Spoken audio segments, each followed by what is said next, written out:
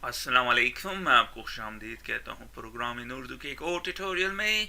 और इस tutorial series में हम सीखेंगे डेटा सेट्स। इसके अलावा हम बात करेंगे डेटा टेबल्स के बारे में, डेटा कॉलम्स, डेटा रो और डेटा व्यू के बारे में। इसके अलावा हम इस डिस्कशन को मज़ीद आगे बढ़ाएंगे और इंक्लूड करेंगे डेटा ग्रिड व्यू कंट्रोल, जो कि विन फॉर्म कंट्रोल है, उसको भी हम यूज़ करेंगे। ये सारे टॉपिक्स इंटर रिलेटेड हैं, तो हम इन सारे टॉपिक्स को एक ही साथ में डिस्कस करेंगे इस ट्यूटोरियल में और इसके बाद के ट्यूटोरियल्स में। और जब हम बेसिक सीख जाएंगे तो फिर हम इसको यूज़ करेंगे डेटाबेसिस के साथ। तो आइए स्टार्ट करते हैं। सबसे पहली जो चीज़ ज़हन में आती है जब हम डेटाबेस को डिस्कस करते हैं कि डेटा सेट्स है क्या। तो data sets in memory objects हैं। मेमोरी में ऑब्जेक्ट होते हैं रैम में, और ये कलेक्शन होते हैं डेटा टेबल्स की। इसकी एग्जांपल इस तरह हो सकती है कि जैसे कि हमारे साथ डेटा बेस होता है सीक्वल सर्वर में, और उस डेटाबेस का नाम है ऑफिस, और उसमें कुछ टेबल्स होते हैं जैसे कि एम्प्लॉई और डिपार्टमेंट्स टेबल। इसी तरह डेटा सेट्स को आप इक्वेट कर सकते हैं डेटाबेस के साथ, और डेटा टेबल्स को आप इक्वेट कर सकते हैं डेटाबेस सीक्वल सर्वर डेटाबेस के टेबल्स के साथ। लेकिन डिफरेंस जो इन दोनों में है कि सीक्वल सर्वर के जो डेटाबेस और टेबल्स होते हैं वो आप Microsoft SQL server management studio में उनको कर सकते हैं। वो इन मेमोरी नहीं होते, ये इन मेमोरी होते हैं, आपको अवेलेबल होते हैं जस्ट ड्यूरिंग रन टाइम। तो रिपीट करते हैं, data sets in memory object होते हैं, और जो कि है collection of data tables. Collection क्या है? एक या एक से ज़्यादा टेबल। तो जब एक हो जाए या एक से ज़्यादा हो जाए तो कलेक्शन हो जाता है। Just like database, SQL server का डेटाबेस ऑफिस, तो इसी तरह हमारे पास मेमोरी में होगा ऑफिस डेटा सेट। और data table table employee and departments, तो इसी तरह हमारे पास दो टेबल्स होंगे, data tables employee and department. अब स्टार्ट करते हैं इसको कि हम इसको किस तरह डेटा सेट्स को किस तरह डिफाइन करते हैं, डेटा सेट्स और डेटा टेबल्स को। तो आइए चलते हैं, स्टार्ट करते हैं एक नया प्रोजेक्ट और सेलेक्ट कर दें visual C sharp Windows and Windows form application, और मैं इसको नाम देता हूं डेटा सेट डेमो 3। तो ये हमारे लिए प्रोजेक्ट क्रिएट कर देगा। एज यूजुअल मैं कुछ प्रॉपर्टीज सेट करता हूँ, राइट क्लिक और रीनेम करते हैं इसको, और मैं इसको जब आपको ये मैसेज नज़र आ जाए तो यस क्लिक कर दें। इसके अलावा हम सेट करते हैं इस फॉर्म को। सबसे पहले मैं यहाँ पे कुछ कंट्रोल ऐड करता हूँ, उसके बाद सारे को सेट करते हैं इनकी प्रॉपर्टीज़ को।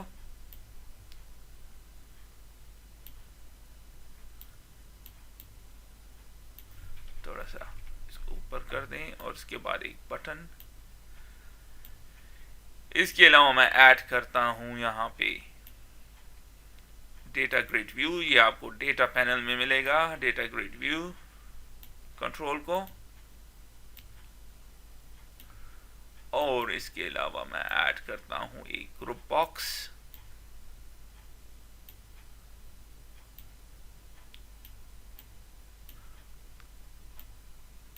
और इसमें मैं ऐड करता हूं दो रेडियो बटन्स।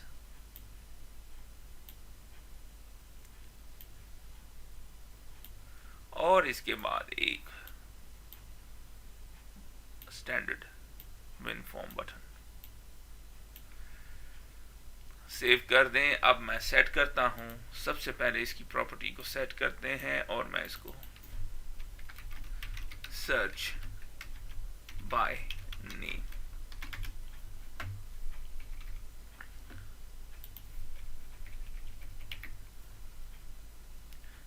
अब इसकी प्रॉपर्टी को सेट करते हैं और इसकी नाम इसकी नेम प्रॉपर्टी को मैं सेट करता हूँ एज सर्च टेक्स्ट बॉक्स।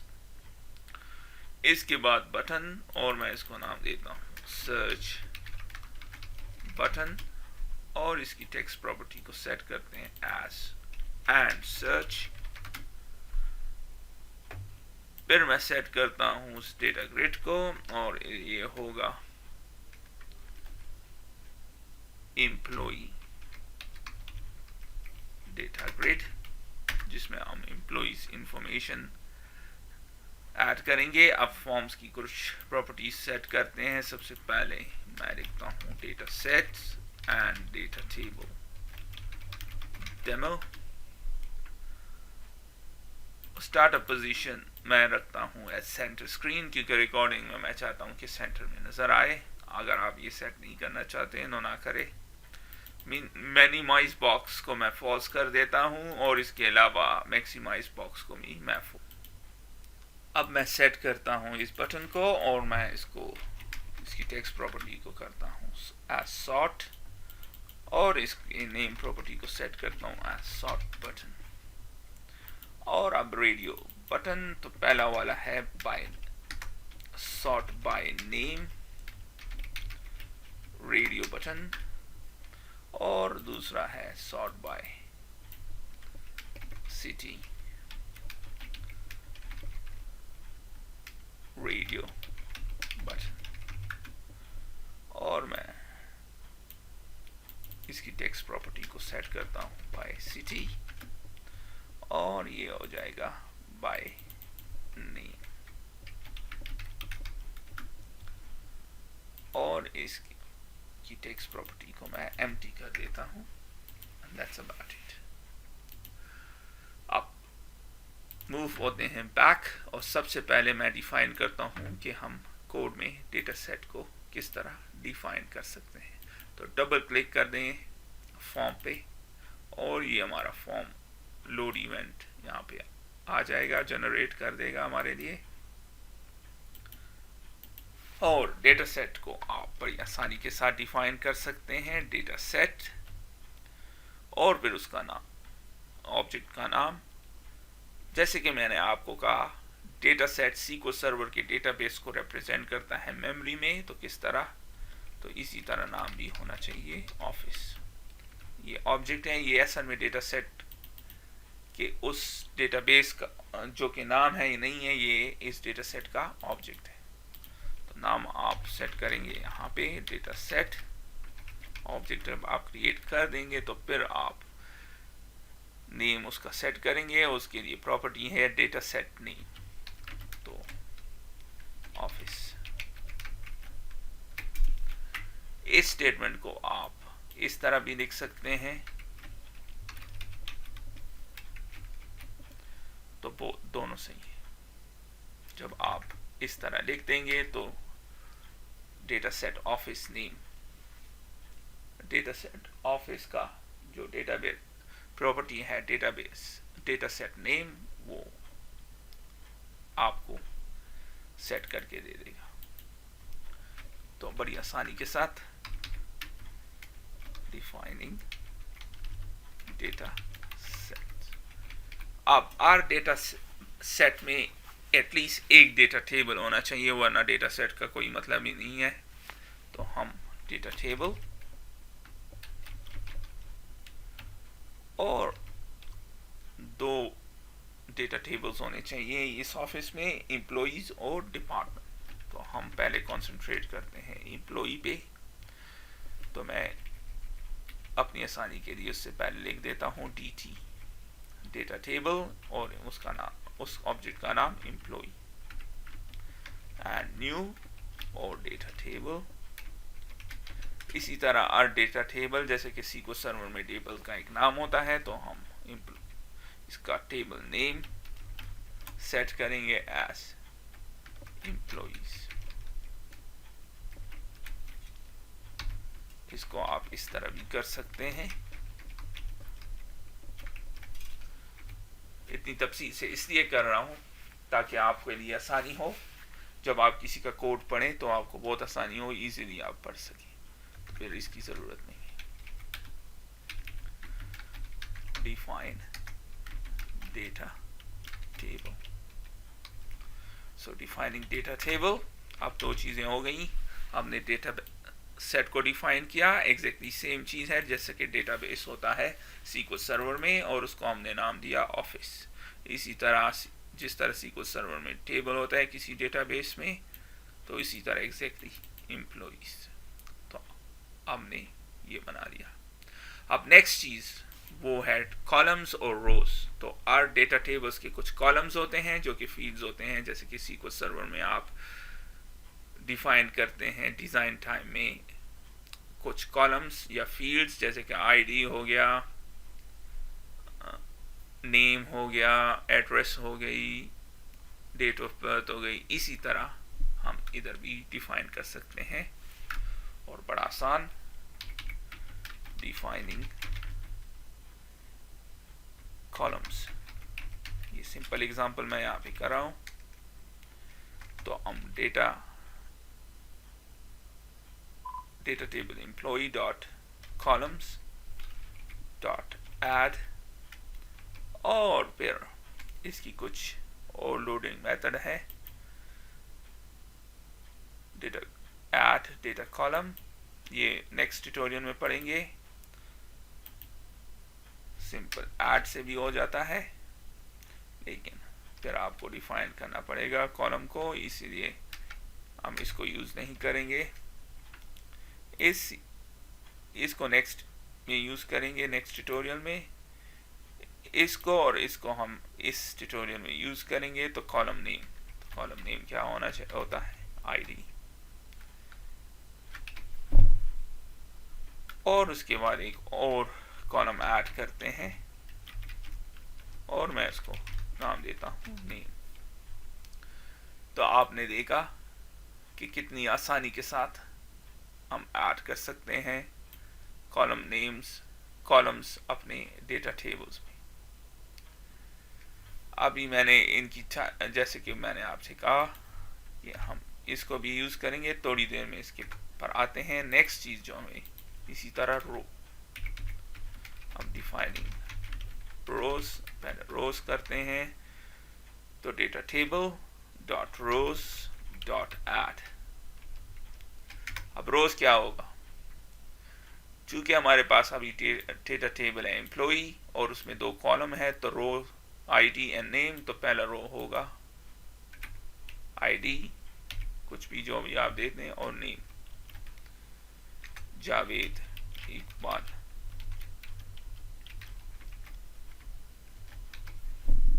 सही. मैं एक और रो भी ऐड करता हूं, टू जेम्स या टोनी मार्क्स. तो आपने देखा हमने डेटा टेबल को डिफाइन किया, उसमें फिर दो कॉलम्स को डिफाइन किया. कॉलम्स दो फील्ड्स भी आप इसको कह सकते हैं, और उसमें फिर डेटा को ऐड किया जिसको हम रो कहते हैं. तो दो रोज ऐड किए. अभी आप कंपाइल कर दें या बिल्ड कर दें इस सोल्यूशन को और रन कर दें, तो कोई एरर नहीं है. अब आते हैं टाइप्स की तरफ. करंटली हमने आईडी और नेम के कॉलम को डिफाइन किया है, लेकिन टाइप को उसके डिफाइन नहीं किया. तो अगर आप इसको इस तरह भी लिख सकते हैं, और वो पहले तरीके से भी लिख सकते थे. अभी रन करते हैं, और रन करते हैं, आपको कोई एरर नजर नहीं आ रहा. लेकिन जैसे ही मैं इसकी टाइप को डिफाइन करता हूं, टाइप ऑफ इंटीजर, क्या है ये इंटीजर है. आप बिल्ड कर दें, और जब आप रन करेंगे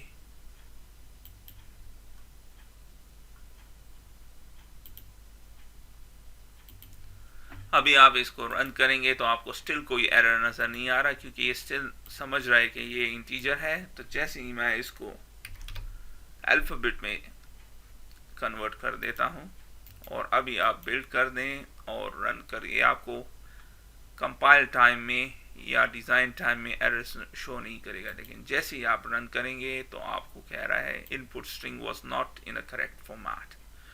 could not store SD in ID column, expected type is in 32. So ये आपको कह रहे हैं इंटीजर होना चाहिए, तो आप इसको इस तरह लिख सकते हैं और अब आपको एरर नहीं देगा। तो रन कर दें, एरर नहीं है, लेकिन बेहतर तरीका ये है चूंकि स्ट्रिंग नहीं है तो इसको स्ट्रिंग एज के साथ ना करें और इस तरह कर दें। आप रन करते हैं तो कोई एरर नहीं है, जैसे कि आप देख रहे थे उस एरर।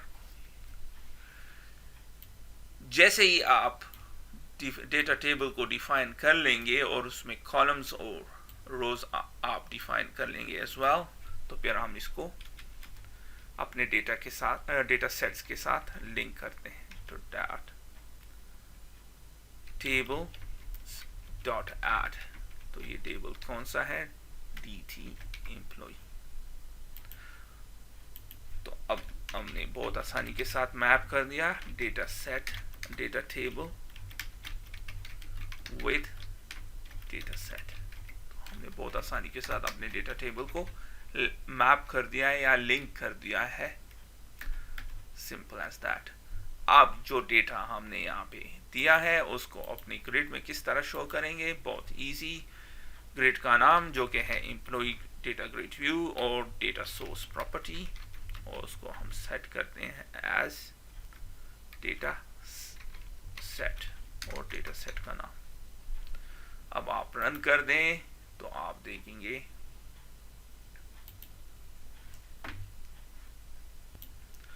तो नजर नहीं आ रहा, लेकिन क्योंकि इसकी एक वजह है,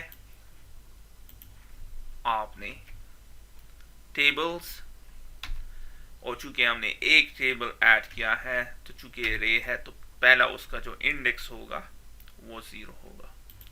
तो रन कर दें, अब आपको नजर आ रही है डेटा जो कि हमने डिफाइन किया। ये आप देख रहे हैं कॉलम्स और ये उसमें 2 रोज। अब ये ज़रा कंफ्यूजिंग है तो आप इसका एक और ओवरलोडिंग मेथड भी यूज़ कर सकते हैं जो है स्ट्रिंग नेम। तो कौन सा टेबल हम शो करना चाहते हैं, एम्प्लॉइज, तो बस वो नाम भी दे सकते हैं आप क्लियरिटी के लिए। और आप देख रहे हैं अगर तो आप डायरेक्ट टेबल इसके साथ मैप करना चाहते हैं, इसको कॉपी कर देते हैं, तो आप वो भी कर सकते हैं।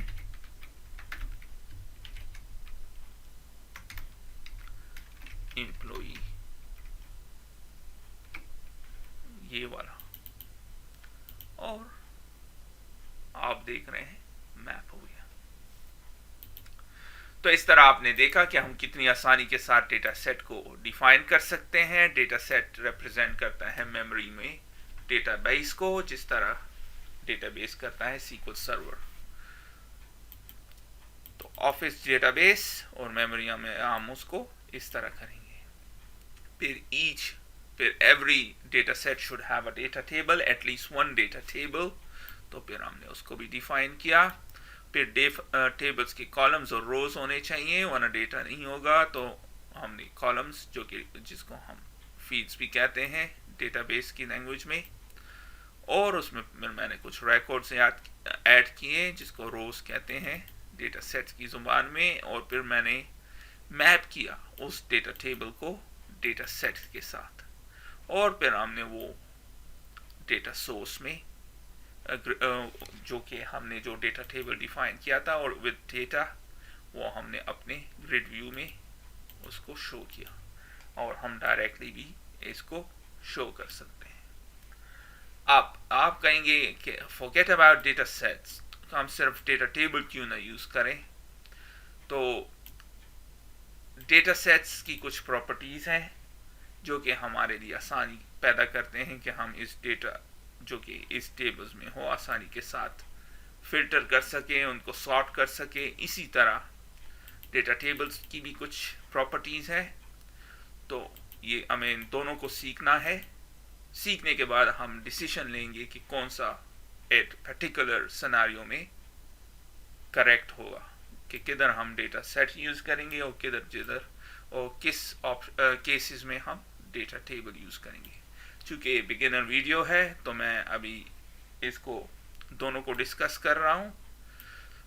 तो आपने देखा कि हम कितनी आसानी के साथ डेटा सेट्स को डिफाइन कर सकते हैं और डेटा टेबल्स को डिफाइन कर सकते हैं। नेक्स्ट वीडियो में हम बात करेंगे डेटा कॉलम्स और डेटा रोज के बारे में। तो तब तक के लिए